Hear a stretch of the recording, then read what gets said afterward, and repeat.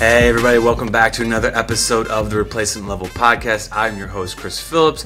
We are obviously the place to be when you want to get your baseball information. Again, my colleague Rafal is over in Israel, enjoying his gap year, and he is staying safe over there. I know people are probably worried about that, considering what is going on over in that country, in that area of the world, but he is safe. He's doing well over there. He's not really near any of the stuff that's going on, which is wonderful to hear. So he's doing well. But as you guys can see today, we have a special guest joining us, a returning guest, Ted Schwerzl, who covers the Minnesota Twins. And as you can see, Ted is a Ducks fan. So Ted, welcome back. Thanks for having me. I appreciate it. Awesome. So we're going to kind of jump into this here before we kind of get started talking about the Twins.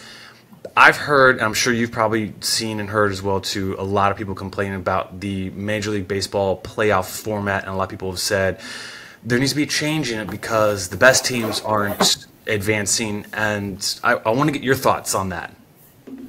Yeah, I think that there's nothing wrong with it. I mean, I think postseason baseball is probably more exciting than almost any other sports final tournament.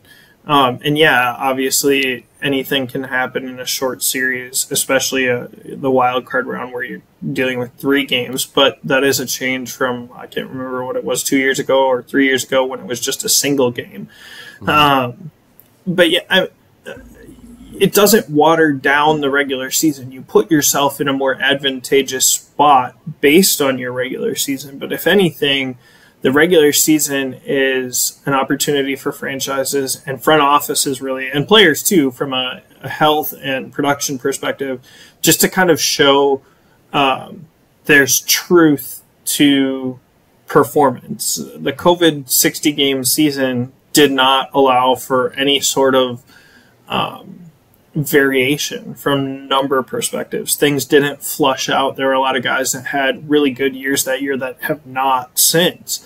And so the length of the regular season allows for that additional time for numbers and baseball to have its ebbs and flows and whatnot. And then, yeah, in the postseason, you're going to have the Braves, or I guess the Phillies were a wild card team, but you're going to have a team like the Braves, or maybe the Astros or the Orioles bow out because there's not that much difference between, you know, the number 1 team and the number 5 team in an American League or the National League. It's more about, you know, the extra fringe player on the roster or two. But yeah, I mean,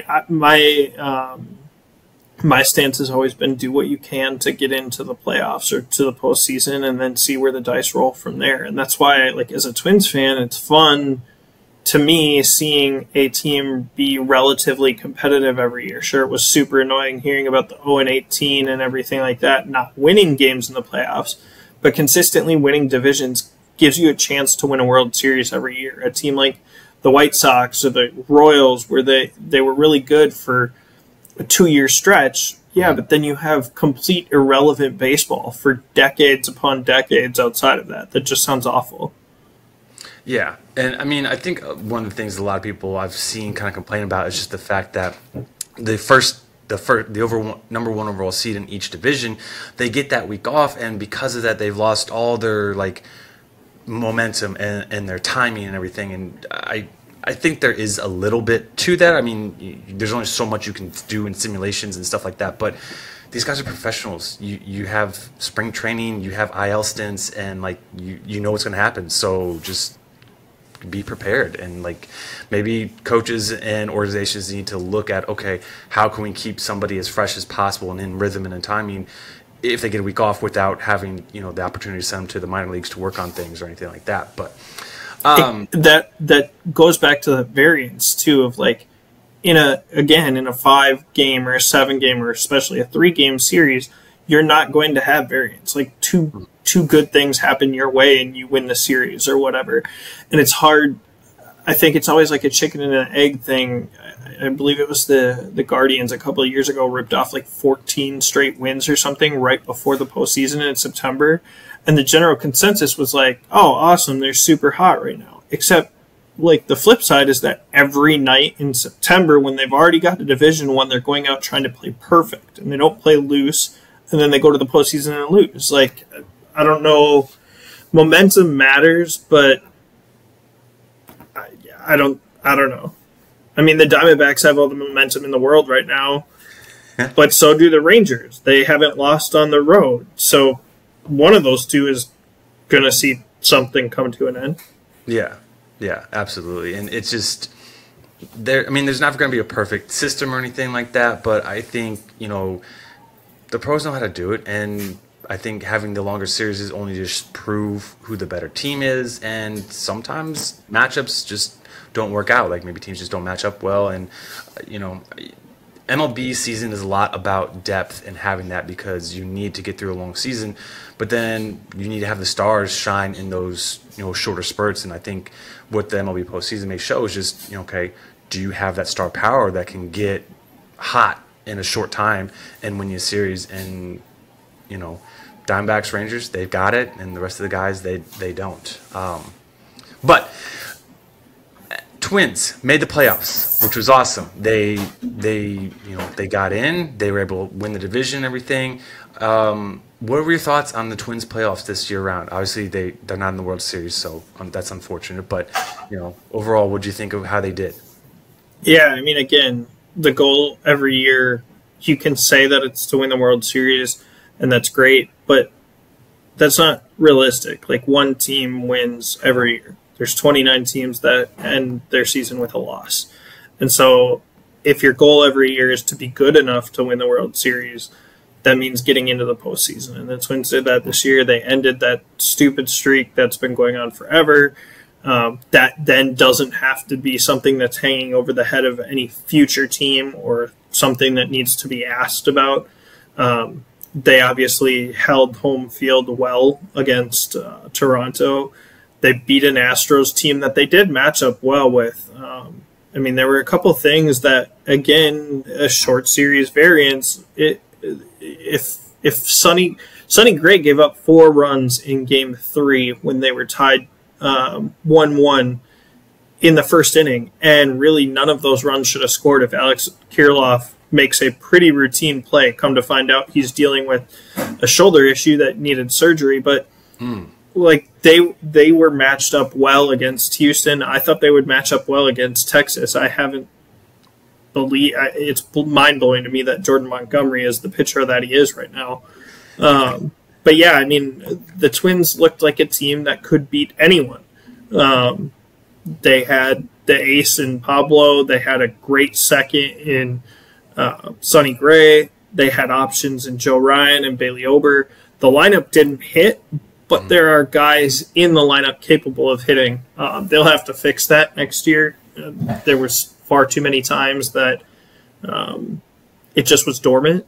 But it was a successful season, and you have to go into spring training thinking positive things about where the Twins are at, especially relative to the division as a whole. Do you think, granted, there's going to be the whole offseason, so free agency, trades, all that good stuff, rosters will change, lineups will change, but right now, do you think going into 2024, the Twins are the team to beat in the AL Central? Oh, absolutely. And, I mean, not even as a homer pick, but I've been high on the White Sox being just a good roster for a while, but they've been so poorly mismanaged, and they look like they're going to just blow it up, which they probably need to. The Guardians, to me, look like they're on the downswing of where they could be from a competitiveness standpoint. They did add Rays prospect Kyle Manzardo when they dealt, I believe it was Plesac or Savale. I can't remember which. I think Savale. Yeah.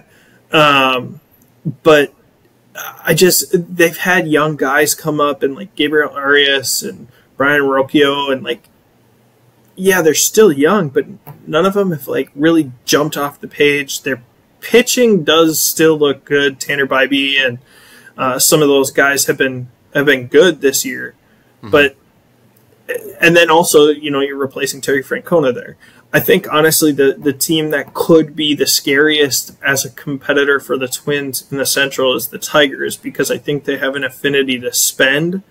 Okay. I think A.J. Hinch is a really good manager, and I think that they have prospects where, like the Guardians, you hear about the prospects that they want to succeed. I think you're seeing some of the Tigers prospects, like Torkelson ended up having a really good year. I think Tark Skubal is really good. They could get Casey Mize back. Like, they have some arms and a mix of what's his name, Riley Green in center field. Like, if Javier Baez learns how to play baseball at all again, like that team could be decent. And like I said, I mean, they went big on Javier Baez. I could see them spending a decent amount this offseason. They'll have to replace Eduardo Rodriguez. Like, they can throw some money around. All right, hot take. Are the Tigers going to be this year's Rangers in terms of the offseason, just throwing out crazy money? I don't know enough about their ownership. Isn't it? I think their owner is the guy that owns the Red Wings and Little Caesars and things like that. Pizza. I don't know what their spending is like, but they should have a ton of money. I mean, Miguel Cabrera's contract comes off the books. Eduardo Rodriguez's contract comes off the books. I don't remember off the top of my head who their GM is, but AJ Hinch has been around some really good teams. If he has influence on the front office and they spend that money correctly, I wouldn't be shocked to see them be I mean, they finished second this year in the AL Central. They chased down Cleveland, so. Wow. I mean, yeah, they could. So they're definitely going to be a team to watch this offseason for sure and heading into next year. Ted, for the Twins in this playoff, you know, sometimes we see teams get in there, maybe a little bit fluky, a little bit lucky, whatever the case. But then there's always their glaring weakness that kind of gets exposed in the playoffs, or maybe even they have a new weakness that gets shown up that, you know, people are like, oh, I didn't really realize that was so bad. Did any of that happen with the Twins roster this playoff time, or everything that you saw happen with them and their demise, like we kind of knew about it already? Yeah, I mean, I don't think it was a ton of new things. I think it was what you expected from the season. The second half, they scored a lot of runs. They started to hit. They were one of the higher run-producing teams in baseball. That was great to see. That dissipated in the playoffs. And it was kind of overshadowed a little bit by Pablo Lopez pitching so well and Royce Lewis being superhuman. I mean, both of those two had such big moments. And Edward Julian actually had a really nice postseason as well. But those guys had such big moments that it kind of overshadowed, oh, okay, the Twins lost, you know, game 1 to the to the Astros, or game 3 because such and such pitcher blew up. Well, yeah, maybe, but also they didn't score runs. Like, not hitting in the postseason. And hitting in the postseason obviously only gets tougher because you're always facing the best arms. So, yeah, if you're not hitting in the regular season, you really got to figure that out before shortened play. All right. So, expectations for the Twins this offseason, are they going to be in there competing with the Tigers, potentially spending a lot of money, or are they going to kind of continue to do what they've been doing? I think they will have I think a lot is up in the air. I think they know that this window is open, and they're not going to sit back and not spend or not add because for whatever reason.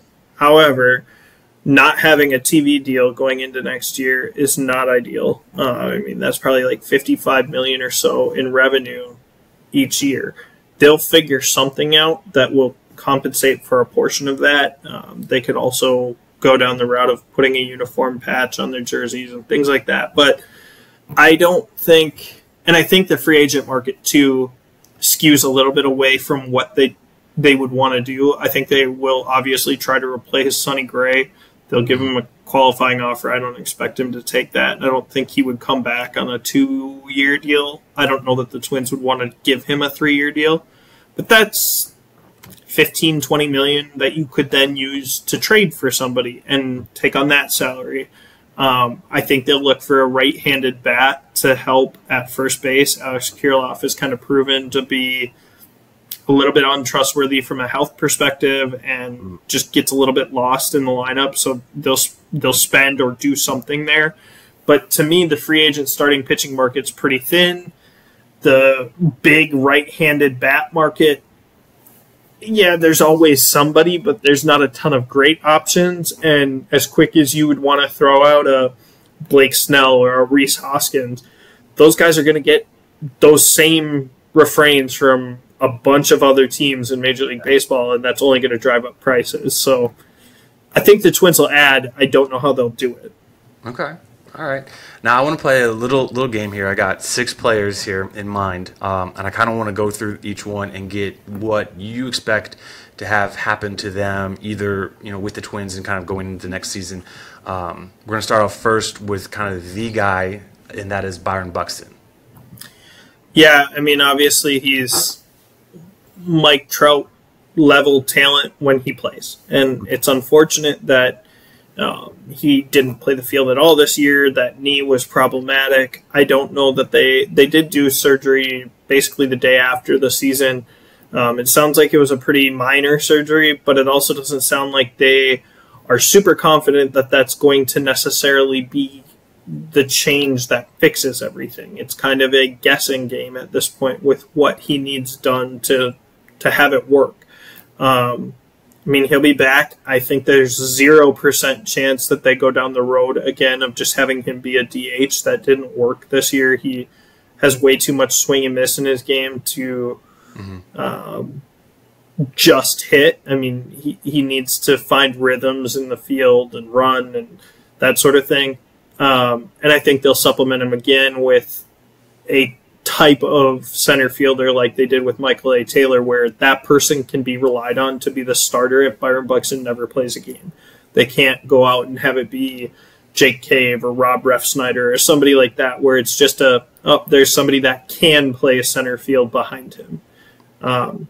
He would be a huge linchpin to their lineup and to the batting order and all of that if he is healthy and can go next year. But that if has been there for years, and I love watching Byron Buxton play, but I don't think that there's a point anymore for the rest of his career that you can just pencil him in as your 1A option. Oh, that would be unfortunate because I'm with you. I like watching him play as well, especially in center field. Next up is going to be Max Kepler. I got lots of told you so type stuff or gotcha down the second half on Kepler, and I don't know. I've never felt negatively towards a player based on production or writing or anything like that. It's all just, where is a guy at right now? And Max Kepler's always been so frustrating because he's so talented. If he just does one thing, elevate the ball, he tries to pull everything on the ground. And for whatever reason, he said that in interviews over the years, he thinks hitting the ball into the ground is a beneficial way to get on base. It's terrible. It doesn't work. That's not a major league process. He was horrible in the first half because of a lot of that. I mean, he's a guy that when the shift got banned, he wasn't all of a sudden going to start getting extra base hits because he doesn't hit the ball over the shift. He doesn't hit line drives. He hits ground balls. The second half, he tore up Major League Baseball and was probably the Twins' best hitter because he upped his launch angle by about 4 degrees, and everything that was a line drive or a ground ball became doubles and homers. Surprise. Yeah, he went from a guy that probably was a DFA candidate around the All-Star break to there's zero question now whether or not they'll pick up. He has I believe his is a team option, and they will definitely exercise that. He'll be the starting right fielder next year, and he should be again, but hopefully he comes out of the gate and plays the way he did the second half because he's a very, very good player when he puts the ball in play with a little bit of loft. Yeah. Next up is Chris Paddock. Fun to see at the end of the season. I did not think he was going to be in the bullpen. From what I started hearing around the All-Star break, it sounded like, we might have him back in September. We don't really know. And then, a couple weeks later, it was all systems go as, we're going to ramp him up to pitch in the bullpen, and he's also going to be in a postseason bullpen. I don't care if he throws one out or one outing, before the postseason he's going to be in the bullpen. And he looked great doing it. Yes. The command was good. He threw his fastest pitch of his career at the end of the season. Like, he looked great. And I think that's a big boost for the Twins' rotation next year. He's not somebody that you should rely on replacing Sonny Gray, but before Tommy John in 2022, he was the Twins' best pitcher for the first month and a half of the season. So having somebody that, it goes Lopez, that guy, and then Paddock as your top three, and you push Joe Ryan or Bailey Ober down a little bit, that's a really good top three of your rotation. Again, got to stay healthy. He's had Tommy John twice. But, yeah, the arm looks great. Yeah. He's a guy that I want to see succeed just because, unfortunately, injuries have hampered him. But when he has been healthy, he's been fairly good. And I'm curious to see just how good he can be. I feel like we haven't gotten a real good look at just that. Next up is a guy you've mentioned a couple of times now already and what's going to happen with them, and that is Sonny Gray. What's going on with him? Yeah, he's going to get paid. He should. It's probably his last chance at a real payday. Again, he's obviously made plenty of money in his career, but he'll get a qualifying offer from the Twins. The Twins should expect him to reject that. There's no reason that he's not going to get a multi-year deal from someone. The difference, I think, will be, and he said he likes Minnesota, but do you like it enough to turn down a 3 or 4 year deal elsewhere to stay on a 2-year deal at Minnesota or with the Twins? I don't think the Twins front office has not shown an affinity to spend a ton of money on free agent pitching, and doing that for a guy that will be 36 at the end of a 3-year deal is a little bit dicey. Gray also has never thrown more than, I think this season was his most innings pitched since like 2015. Durability, it's not that he gets injured for long periods of time, but durability saps his effectiveness a little bit. I would put a less than 10% chance on him being back. But I think he'll be successful wherever he goes for another year or two. The Twins front office, I wrote about this a couple weeks ago at Twins Daily.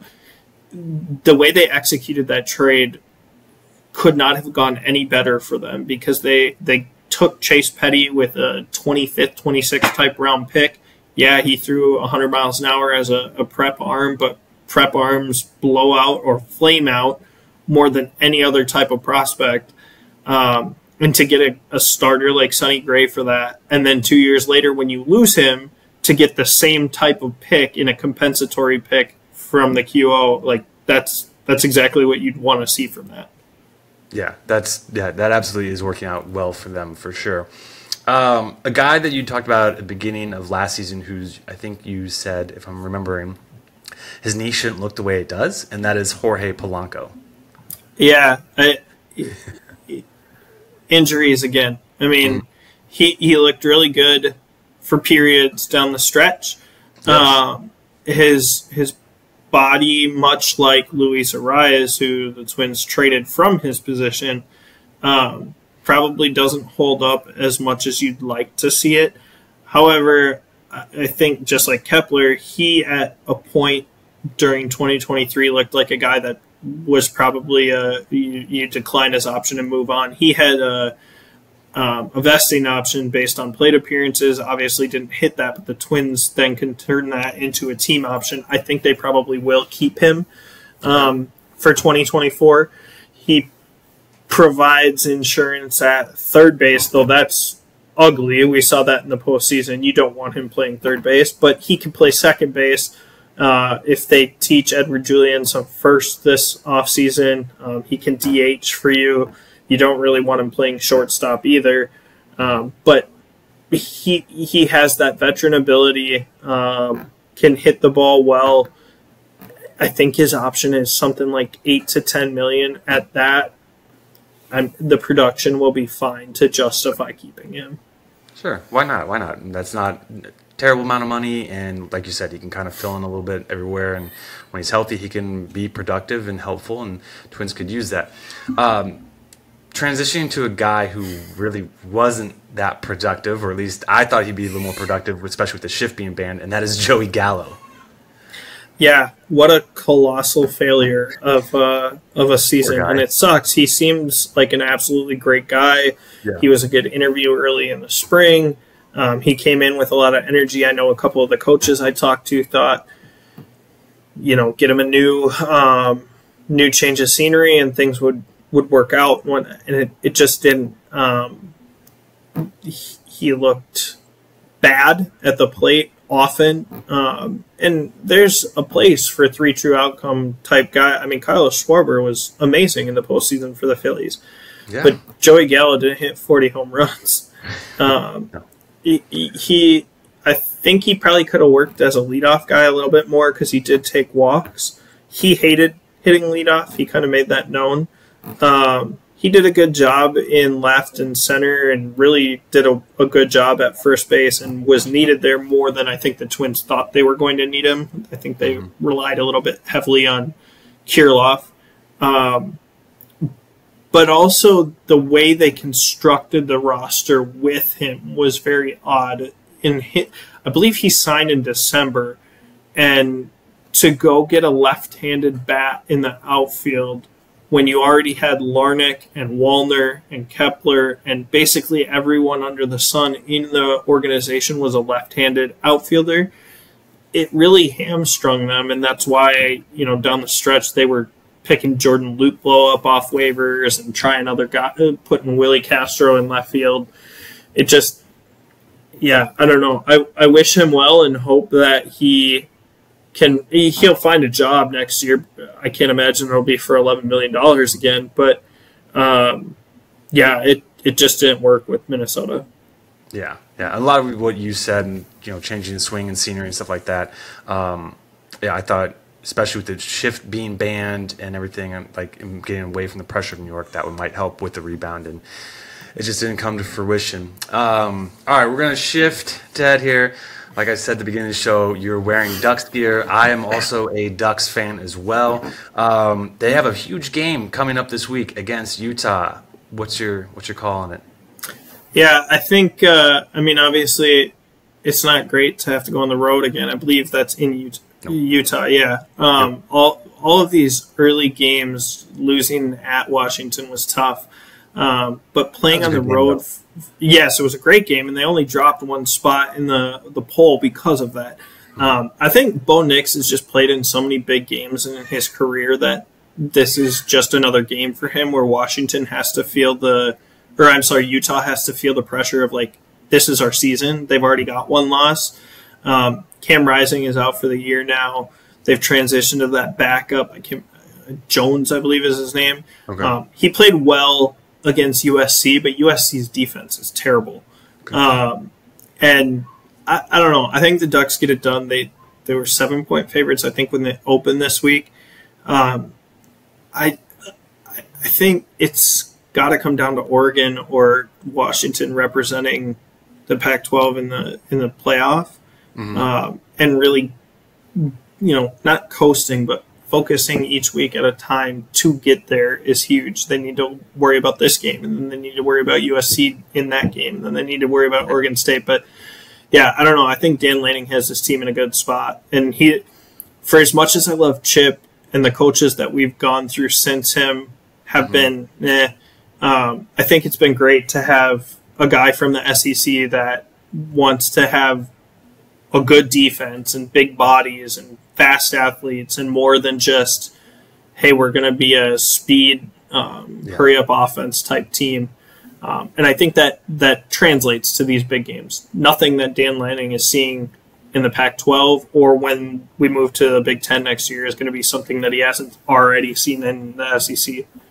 Yeah, absolutely. And, you talk about coaches that went through. I can't believe how bad Mario Cristobal is doing at Miami. Like, I thought that was going to be a great fit for him based on what he was able to do in Oregon. Like, he's a train wreck. I'm so glad he's not coaching. Well, if you remember, too, he did that whole the not kneeling crap with C.J. Verdell when he was with the Ducks, too. Oh, yeah. There was a game that we had the Ducks had won, and for whatever reason, he had C.J. Verdell run a play, and I can't remember if he fumbled or didn't get it, but then turnover, and the Ducks lost the game. But yeah, I thought it would be a good fit too. I mean, obviously he's from there; it's a good fit personality-wise, but his in-game coaching has looked bad, and really the only reason he hasn't looked worse than Willie Taggart is because Taggart's no longer a head coach. I don't think that guy was absolutely horrible. Oh God, yeah. You think the Ducks are going to win the Pac-12? Are they still called the Pac-12 now, or Pac-2? Yeah, I do. Yeah, I do. I think that playing that Washington game early was a good test and sets them up for a decent fit on a neutral field. And I think the fact that the Pac-12 is good, they don't have cupcakes the rest of the way. I mean, they have I believe there's one game sandwiched in between like USC and Oregon State that like is a 500 team or something like that. But it's not. You're not going to go out and roll anyone anymore, and that's a good thing. Each week should be, hey, we got to be focused on this week and move forward. Yep. Yeah, it should be fun. I really hope the Ducks can beat Utah, just because Utah's kind of been a pain in their side the last few seasons. And if you ask me, the Ducks had the better talent, but it just seems like they're, I guess, out-coached by Utah because Utah kept winning, and just very frustrating. But all right, Ted, time for you to get a chance to kind of brag about what you have coming on next that fans can look forward to. What are you up to?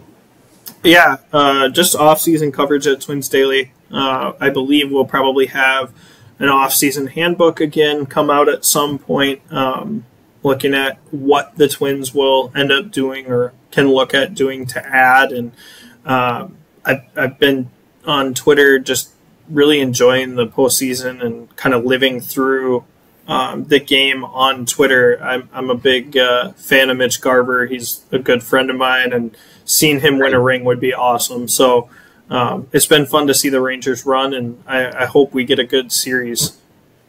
Are you picking the Rangers to win it, or? Yeah, I have them in 6. I think they'll drop one along the way, 1 or 2 along the way, and end up winning in 6.